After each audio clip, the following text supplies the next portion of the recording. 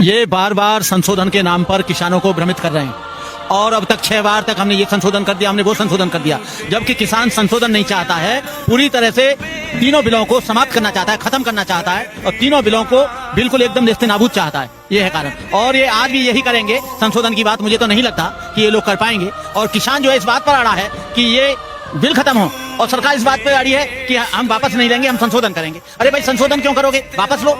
जब किसान चाहता ही नहीं है उस बिल को और किसानों की बगैर मर्जी के आप मुझे खाना दे रहे हो, मैं खाना नहीं चाहता हूं, तो आप किसको खिलाएंगे? वो जबरदस्ती हमारे मुंह में घुसेड़ना चाहता है। हम लोग बीच का रास्ता निकालना चाह रहे हैं। हम लोग हिंसा के पक्ष में नहीं है, क्योंकि देश बनाने वाले हम हैं, देश को खाना खिलाने वाले हम हैं, तो हम नहीं चाहते कि देश में हिंसा फैले। इसलिए मैं बार बार वार्ता के लिए उनके बीच में जा रहा हूँ। लेकिन ये तानाशाही सरकार किसानों की सुनने वाली नहीं है, क्योंकि ये बड़े लोगों के हाथों बिक चुकी है, मुझे पूरा विश्वास है। लेकिन आज नहीं कल ये सरकार झुकेगी और किसानों के दरवाजे के सामने मत्था टेकेगी, मुझे पूरा विश्वास है। देखो भाई, ये जुमलेबाज हैं, झूठ बोल के सत्ता में आए, झूठ बोल के इन्होंने संसद की कुर्सी हथियाई। इन लोगों की बराबर झूठ बोलने वाला कोई नहीं है। सारा किसान, सारा देश का मजदूर, सारे देश के लोग ये जान गए कि इनसे बड़ा जुमलेबाज और इनसे बड़ा झूठा कोई नहीं है।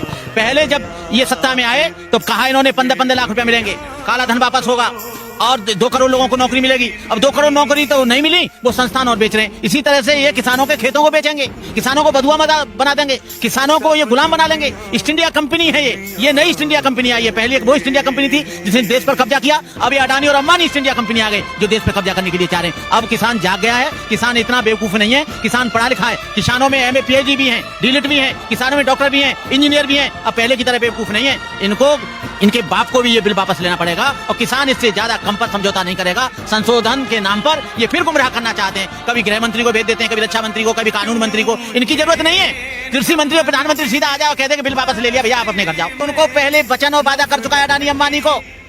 अडानी और अंबानी ये बिल लाए बाद में, पहले उनके गोदाम बनवा दिए और जब गोदाम बनवा दिए हैं तो अब करे तो करे क्या?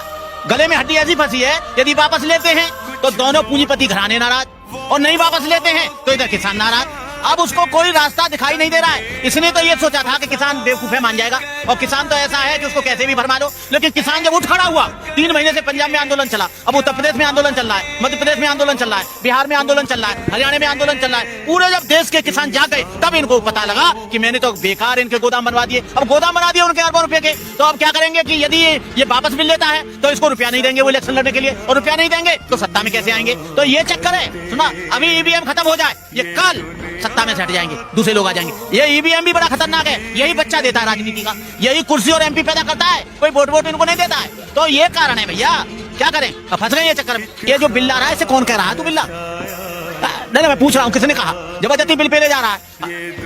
हम ले नहीं रहे हैं बिल, हम बिल पास कर रहे हैं कि ये BJP गवर्नमेंट बदलनी चाहिए। क्या हट जाएंगे ये लोग? हम कह रहे हैं हम प्रधानमंत्री नहीं मानते तुझे, तू हट जाएगा? जबरदस्ती किसानों का मामला है, बिल तू ला रहा है, तू काय को ला रहा है भाई? क्या करेगा बिल ला के यहाँ पर है? और ऐसा बिल ला रहा है, कोई जरूरत नहीं है इसके बिल फिल की। ये बिल तुरंत हटना चाहिए और इसकी जरूरत नहीं है। और इसके बिल फिल को कभी कोई नहीं मानेगा, कभी कोई नहीं मानेगा किसी भी हालत में, और इनको कोई अनाज नहीं देगा अडानी और अंबानी को, ये भगते रहे। हम लोग किसी भी तरह से हिंसा नहीं चाहते हैं। ये देश बनाया हमने, देश को खिलाया हमने और देश पर शीर्ष पर पहुंचाया हमने।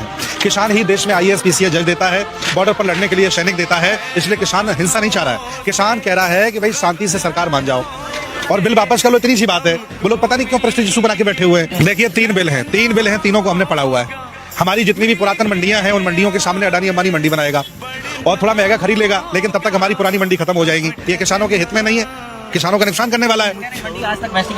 नहीं, कॉन्ट्रैक्ट फार्मिंग ये ला रहे हैं। छोटे छोटे जमीन वाले बेचारे सब मजदूर हो जाएंगे। हमारी खेत का टमाटर ही हमको 500 रुपए किलो बेचेंगे, हमारे खेत की मटर ही हमें 200 रुपए किलो बेचेंगे। हमें नहीं चाहिए ना। ये कृषि को ही उद्योग क्यों नहीं बना देते? तो 10 बीघा वाला भी उद्योग हो जाएगा, 100 बीघा वाला भी उद्योगपति हो जाएगा। और तीसरा ये करना चाह रहे हैं, इन्होंने लिमिट खत्म कर दी है। इतने बड़े बड़े पैसे वाले हैं, कोरोना में पूरा देश हार गया, लेकिन अडानी अंबानी बढ़ते चले जा रहे हैं। ये सब लोग जान गए ना। अब ये सारा भंडारण खुद कर लेंगे। किसान तो जिंदा रह लेगा क्योंकि वो पैदा करता है। मास्टर कैसे जिंदा रहेगा, डॉक्टर कैसे जिंदा रहेगा, मजदूर क्या करेगा? उसको तो बहुत महंगा मिलेगा ना खाना। इसलिए ये बिल मजदूरों के भी खिलाफ है, सरकारी कर्मचारियों के भी खिलाफ है और हम लोगों के भी खिलाफ है, किसानों के भी खिलाफ है। हर हालत में सरकार को वापस लेना चाहिए, मैं चाहता हूँ। और हम लोग सारे किसानों के साथ हैं, तब तक बने रहेंगे जब तक बिल वापस